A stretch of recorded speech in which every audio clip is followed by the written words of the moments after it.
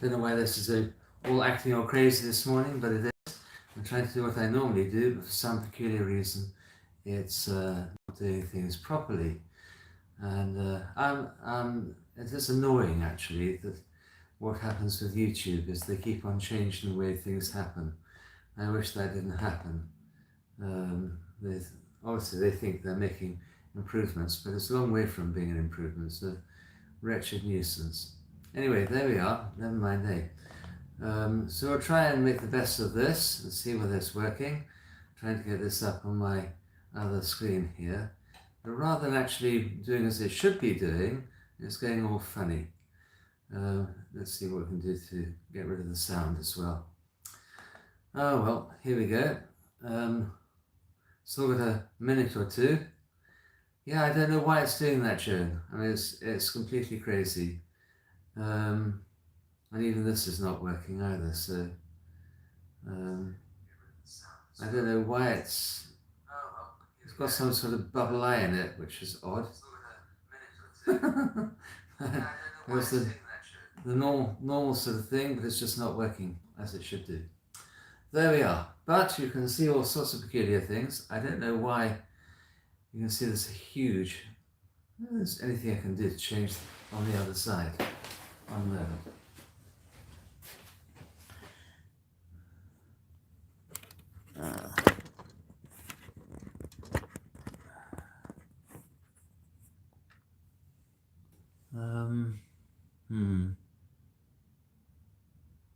Nope.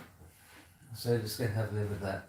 I think I'm going to have to find some other way of doing these sorts of things. This looks to be a great big lag as well between what I'm doing and what is actually happening. Anyway, good morning to Joan and to Bev and to Joe. It was nice to see you yesterday, Joe. Very pleasant indeed. That was good. In my particular case here, it's all very pixelated. So why that is from here to here, but there we are. Today we're going to be looking at Acts chapter 19, verses 28 to 41 in chapter 19. And this really is the end of St. Paul's time in Ephesus. It actually disappears after this. It's all crazy. It's just not working properly. Let's have another go. Alice in Wonderland feel. Yeah, it's just crazy. Never mind. Let's read it, see how we get on. Now when they had heard this, they were full of wrath and cried out, saying, "Great is Diana of the Ephesians." So the whole city was filled with confusion and rushed into the theatre with one accord, having seized Gaius and Aristarchus, Macedonians, Paul's travel companions. And when Paul wanted to go into the people, the disciples would not allow him. Then some of the officials of Asia, who were his friends, sent to him pleading that he would not venture into the theatre. Some therefore cried one thing and some another, for the assembly was confused, and most of them did not know why they had come together. And they drew Alexander out of the multitude, the Jews putting him forward, and Alexander motioned with his hand and wanted to make his defense to the people. But when they found out that he was a Jew, all with one voice cried out for about 2 hours, "Great is Diana of the Ephesians." And when the city clerk had quietened the crowd, he said, "Men of Ephesus, what man is there who does not know that the city of the Ephesians is temple guardian of the great goddess of Diana and of the image which fell down from Zeus? Therefore, since these things cannot be denied, you ought to be quiet and do nothing rashly, for you have brought these men here who are neither robbers of temples nor blasphemers of your goddess. Therefore, if Demetrius and his fellow craftsmen have a case against anyone, the courts are open, and there are proconsuls. Let them bring charges against one another. But if you have any other inquiry to make, it shall be determined in the lawful assembly. For we are in danger of being called in question for today's uproar, there being no reason which we may give to account for this disorderly gathering. And when he had said these things, he dismissed the assembly. I suppose one thing that's quite good about what you can see is you can see the whole setup here. I'm quite sure how it is you managed to see the door over there. You can see that I'm actually reading from the Bible here. I've got some notes and stuff over here, so I guess that's good. I'll see how we get on. Who else is there? I can see Joan, we said about Joan already, and Miss Connie, good morning, good morning. And Bev is saying hello to everybody. And James Cummings, good morning and God bless you. And Ryan, that's Richie Sprints there, is good morning as well. Nice to see you last night as well. Miss Connie appears again, having retracted her previous messages. And Suzanne, good morning to you as well. God bless you and keep you. Hope things are going well for everybody. It's a sort of grey, miserable day here today. Cold, horrible, nasty, yuck. But there are some nice things going on. So, for example, later on, I'm going to go immediately, I'll finish this, I'm going to go pick up Eleni, and she and I are going to go with pockets full of money to go and buy this year's Christmas tree, which always looks magnificent. Should be a nice fresh one because it's not going to be put up until the day before Christmas Eve. Other joyful things today. We will have a Divine Liturgy at 6 o'clock this evening for St. Nicholas, and lots of gold coins to be handed out. They're really chocolate gold coins, but nevertheless, they're gold coins in remembrance of St. Nicholas, of course. I guess you know why that is. If you don't, ask and I'll tell you. Now, when they had heard this, verse 28, they were full of wrath and cried out, saying, "Great is Diana of the Ephesians." Well, what have they heard? They were angry because Demetrius had accused St. Paul of wanting to destroy the temple of Diana through his preaching. In other words, convert everybody to Christianity, and the temple of Diana would no longer therefore be used. He was right, of course, and the thing that really annoyed him was not so much that, but the fact that he was Demetrius worried that his business as a jeweler, a silversmith, making little shrines of Diana would go out of business. Okay, so that was really what the problem was, that their livelihood was threatened, and therefore they're angry about it. This is actually an interesting thing, because in Greek it says, when they heard this, they were full of wrath and were crying out, saying. So this gives a sort of slightly cinematographic way of looking at it. It's rather nice when you read it in Greek. And they keep on shouting and shouting and shouting.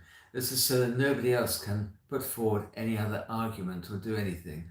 And they're whipping up a great frenzy amongst the people. And those people, verse 29, so the whole city was filled with confusion and rushed into the theatre with one accord, having seized poor old Gaius and Aristarchus, Macedonians, Paul's travel companions. Now you'll find that these people reappear, of course, in Romans and 1 Corinthians and also Thessalonians. So we know what happened to them afterwards. They managed to get through this okay. And they grab these two as being implicated in the same preaching. I can't remember what it's called in English, where in England, where somebody or other has something to do with it, and they're charged with the full event. Well, this is basically what's happening to Gaius and Aristarchus. And they take them to the local town theatre. Now, this was not like, I don't know, the local Ritz or the local Palais de Danse or something. This was an incredible building. So amazing, so well built that you can see it to this day if you go to Ephesus. It has been greatly increased in size since the time of St. Paul, and at the time of St. Paul, it was being remodeled and rebuilt. So we can think of somewhere that is a glistening, beautiful, wonderful place. And the main street of Ephesus went down towards this great theatre. It could be seen from everywhere, and from it you could see everywhere and have beautiful views elsewhere. If you want to see for yourself, just get onto Google Earth and you can go and inspect it at your leisure without moving from your chair. Something I quite enjoy doing. Travelling abroad is so tedious and takes such a lot of time. You come home so tired with the journey, you then need another holiday. Anyway, even at the time of St. Paul, it could hold a huge number of people. And by the time all the extensions were done, which was quite a long time after St. Paul, it could hold 25,000 people. But even in Paul's time, we're talking about at least 10,000 people could be held in this arena.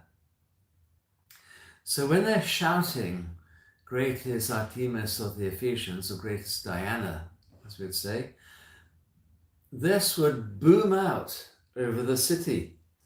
Like anything you do in a parabola, it goes directly forwards, and all this shouting would have been magnified and thrown into the city.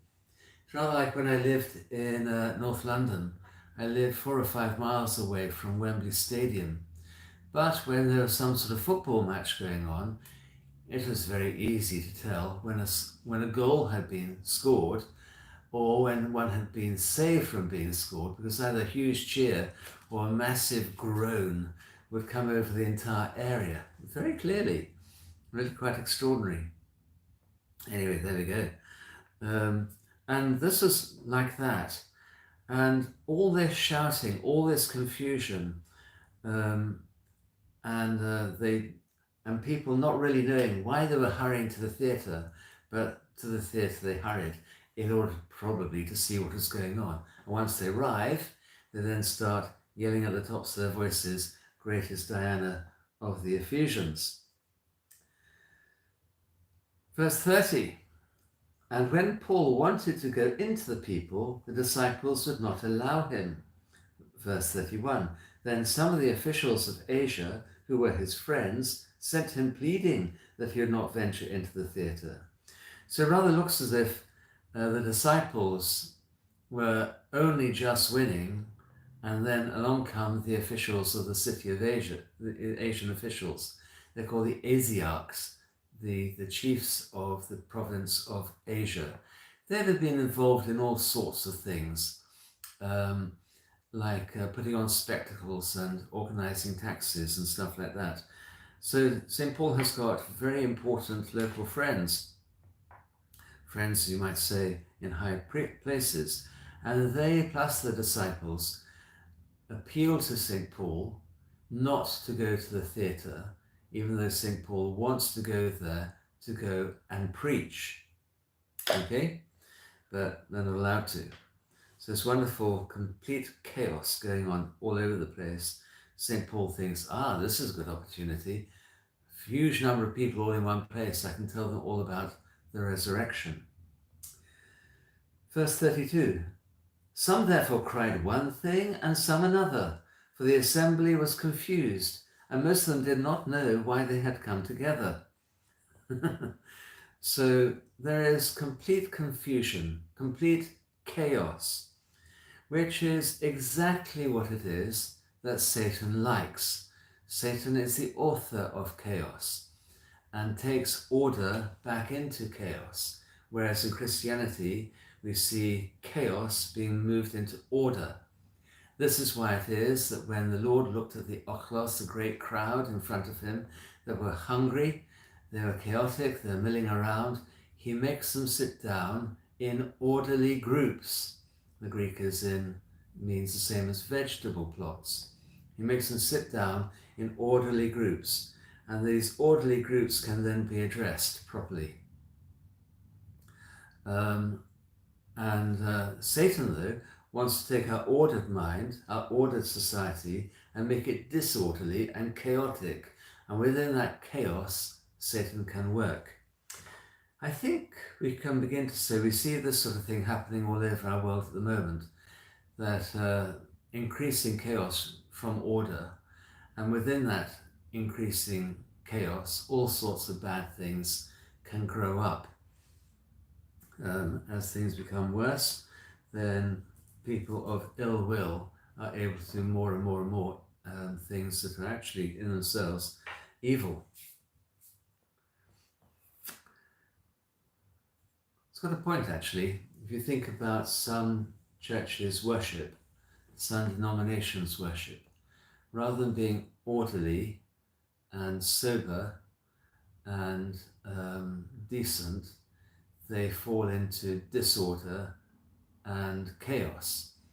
And this disorder and chaos, I've even heard of people laughing uncontrollably or falling down on the ground or frothing at the mouth. That is exactly the opposite of what the Lord did.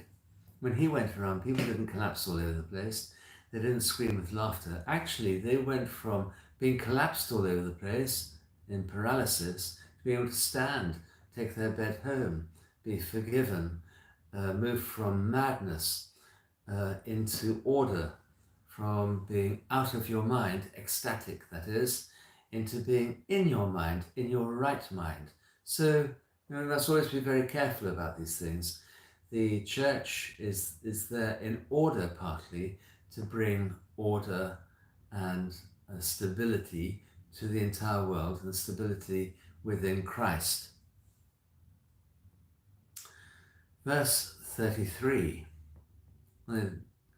and they drew Alexander out of the multitude, the Jews putting him forward, and Alexander motioned with his hand and wanted to make his defense to the people. But, verse 34, when they found out that he was a Jew, all with one voice cried out for about 2 hours, "Great is Diana of the Ephesians," or Artemis of the Ephesians. Now, that again is an interesting thing. So Alexander, who's a Jew of the synagogue, he's being pushed forward by the other Jews in order to make things worse for the Christians. They, as we already know, they hated the Christians and they thought of them as being heretics, and they must have seen this as that, this perfect answer to their problem. We can get rid of that horrible Paul et al. Straight away. So they pushed forward a spokesman on their behalf who wanted to disassociate Christianity from Judaism. We're beginning to see here that complete separation of Christianity from Judaism. Until now, it's related. The two things are related to each other. They're not exactly the same, but St. Paul, if asked, would say, yeah, of course I'm a Jew, I'm a Pharisee. And but I also have this as well, that is that I have found the Messiah. He's risen from the dead, whom you lot killed. But now we have this thing of actually a movement away, the two things separating. So Christianity and Judaism being apart, which is, of course, the situation we find ourselves in today. But on the other hand, we must always keep in our mind that Christianity is a style of Judaism. It's not completely different. We need to understand the Hebrew Bible. We need to know what they understood by things at that time, by things like the Messiah, about things like sacrifice, about various theological understandings of God. And therefore we can begin to understand what it is that we're preaching as well, and what our distinctive differences are from Judaism. Okay? So, anyway, Alexander gets nowhere with this. They take one look at him and say, oh no, we don't want to hear from you. This is not about Judaism, Christianity. This is about this St. Paul and Diana of the Ephesians. That's what we're interested in, not any little things within Judaism. Keep your mouth shut. So poor old Alexander, that's the end of that. But his intervention makes things even worse. He doesn't bring peace or stability to Ephesus. and they start shouting all the more, great is Artemis of the Ephesians, or great is Diana of the Ephesians. And this yelling and yelling goes on for 2 hours, working themselves up into a real frenzy. There's a desperate need for Danger Mouse or Superman or Batman to intervene here. But instead of those, another great hero steps into the arena. And we're going to hear what he says from verses 35 to 41, and then unpack that bit by bit. Shortly chap, actually. Verse 35. And when the city clerk had quietened the crowd, he said, Men of Ephesus, what man is there who does not know that the city of the Ephesians is temple guardian of the great goddess Diana and of the image which fell down from Zeus? Therefore, since these things cannot be denied, you ought to be quiet and do nothing rashly. For you have brought these men here who are neither robbers of temples nor blasphemers of your goddess. Therefore, if Demetrius and his fellow craftsmen have a case against anyone, the courts are open and there are proconsuls. Let them bring charges against one another. But if you have any other inquiry to make, it shall be determined in the lawful assembly. For we are in danger of being called in question for today's uproar, there being no reason which we may give to account for this disorderly gathering. And when he had said these things, he dismissed the assembly. Good morning, Penelope. So, this is clearly a bright fellow. We don't know his name, which is a shame. It'd be nice to find out. Pat him on the back. But he must have had considerable charisma, inner authority, and power residing within his own self. And he makes basically 6 arguments and then tells everybody to go home. So we'll just go through those 6 one by one, keeping an eye on what is going on there. So the first one is, everyone knows that Ephesus is the temple guardian for Artemis or Diana. There's no dispute about that. Everybody knows that. If you go to Ephesus, what do you go there for? It's to go to this temple. You don't go there in order to listen to some ragged Jewish person chuntering on about Christ being risen from the dead. Okay? That's his first argument. So dismiss this nonsense. The second one is that he's saying, well, even the sacred nature of this place came down from heaven from Jupiter. What we think is that there's a meteor that fell to Earth, a big one that fell to Earth in Ephesus, and then this was then somehow incorporated into the temple. We don't really know too much about that, but that certainly makes sense. So the cult of Diana is not something that's earthly made, he is saying. It is from heaven. It comes from Jupiter himself. And, there's no argument about those two things, he's saying. Okay?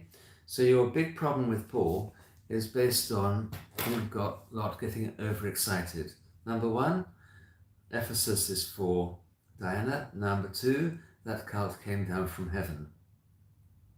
His third thing is to say to everybody, don't do anything rash. You need to be behaving yourselves in a logical and reasonable manner, not rushing around screaming your heads off like you are.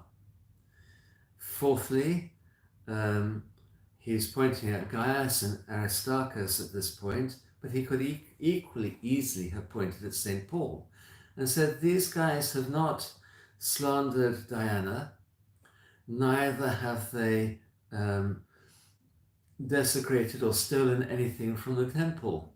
So there isn't any religious reason for arresting them or doing anything against them. I think that's actually quite an important point. So St. Paul is obviously preaching about Christ, but he's not preaching anything negative in the meantime about the local goddess. No need to, of course. And this is something that I keep on trying to explain to people who are very enthusiastic about being Orthodox, That's great. I like people to be very enthusiastic about being Christian Orthodox. Very important indeed. But our Christian Orthodoxy is not there to beat other people on the head with. It is there so that we can be of assistance and service to the rest of the world in Christ. And therefore, though we might think in our heart of hearts, and we know that this is the one true faith, we don't go around scorning other people and being rude to them and belittling what they already have, because a lot of them are looking for the truth and they have found a certain level of truth which has inspired them at that point.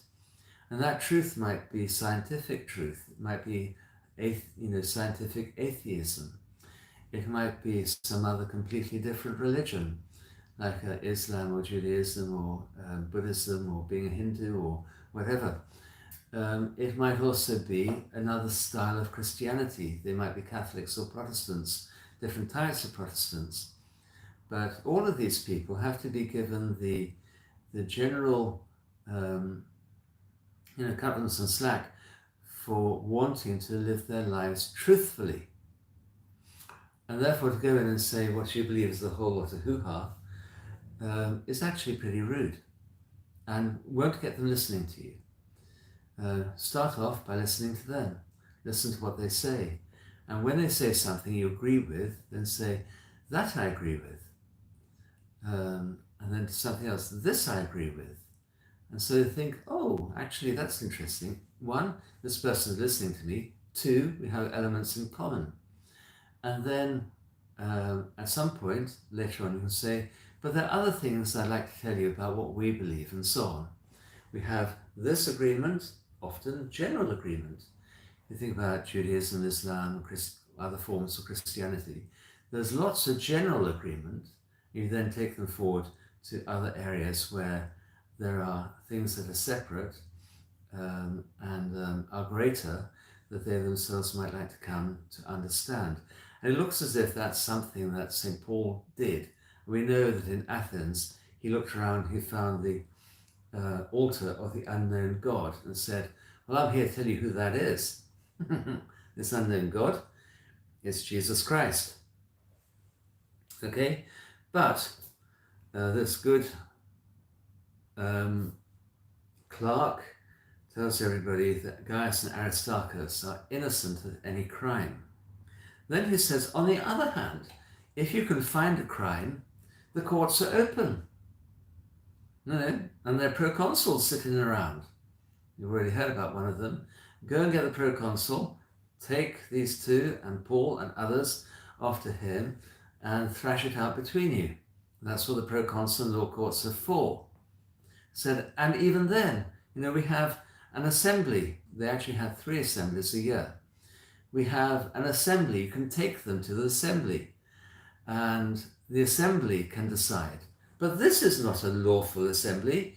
You lot have just gathered yourself together outside the law. And by now, the crowd is beginning to chew its nails a bit because they're realizing that they are the ones who are acting unlawfully. Okay? St. Paul and Gaius and Aristarchus have been going about their business, but they now are acting, the crowd is acting unlawfully, and chief amongst that crowd acting unlawfully is, of course, our good old friend the silversmith Demetrius, who by now must be biting his nails down to the quick, even looking to see if he's got any nails on his toes.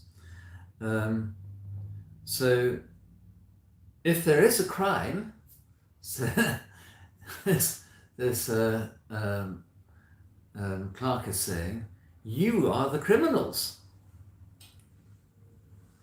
And then sixthly, he then says what the crime is. The whole city might be condemned for sedition, for rioting against the Romans. And there's no justifiable reason for this rioting against the Romans. And therefore the Romans, if they decide to act, they will act harshly. The Romans did not like people rioting under any circumstances, and let alone for no particularly good reason. Fair enough. Therefore, he says, go home. The crowd begins to go home. And as we'll find next week, the uproar ceases, but St. Paul realizes that actually the game is up as far as Ephesus is concerned. He has been there for 2 years.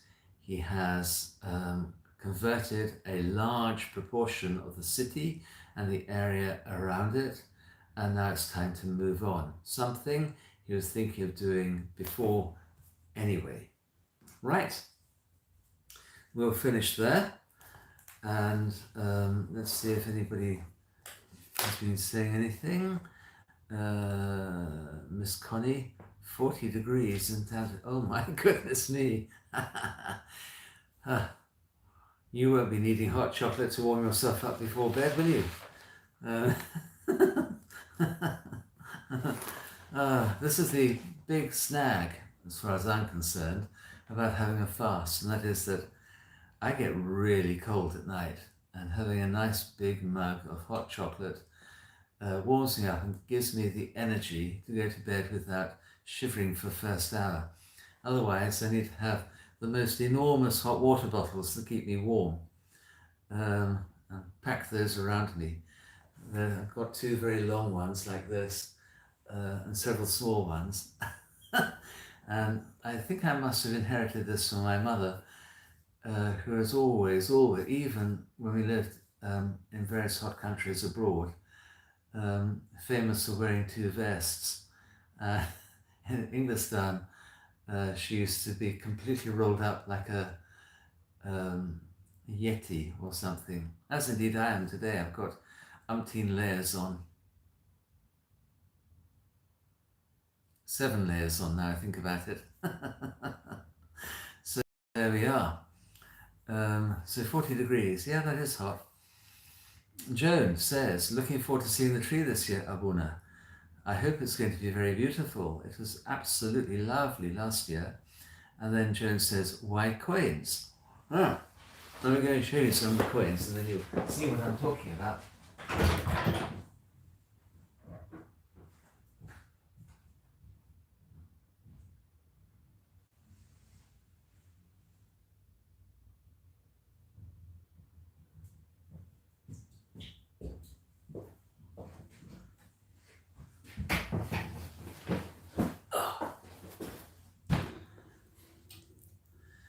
Bev, I used to have an electric blanket, and they last for a year or 2 and then they go fat. And unless you have a really expensive one, they sort of do horrible things like switch themselves off in the night, or they take ages to warm up, or they boil you half to death. I used to like the ones that underneath the sheet, so you lay on top of them, lovely and cozy. What I probably need is a very large St. Bernard dog or something to go to bed alongside me, which is in fact the old answer used to be in this country. You'll quite often see paintings of kings and wealthy people with their dogs in their arms, and these dogs are there to make you nice and warm. Anyway, here we go. Here we have some chocolate coins. There are a few of them in here, in a little bag. Should really technically be in a little sock. And the reason for this is, if you look at the old excavations of Mara or Mira in Lycia, that's in southern Turkey nowadays, you'll see that the houses are built into the cliffs for the poor people. And they had chimney holes that came up through the roof of this sort of cave house. And you could walk along the cliff, walk along the tops of the roofs of the houses, because they were just ordinary cliffside. And the holes would be there. And St. Nicholas discovered that there are 3 young women, girls, who are going to be sold as wives to older rich men because their father could not afford a dowry. And so on 3 occasions, he went along and he dropped a little sack, a sock, full of gold coins down the chimney. And these then landed in the shoes of the girls who were going to be sold off as brides. The shoes are there drying because they would have got wet, so they put them next to the fire. He also used to drop coal and other things like that down the chimney so that he himself would not be seen. They would not know who it was who did this act of goodness, which is a wonderful thing in itself. So at St. Nicholas's time, that is why it is you put up a sock or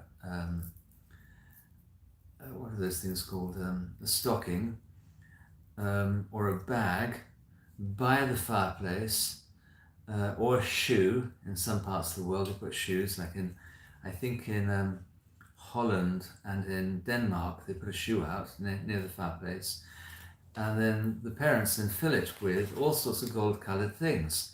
So it could be like these gold-coloured coins.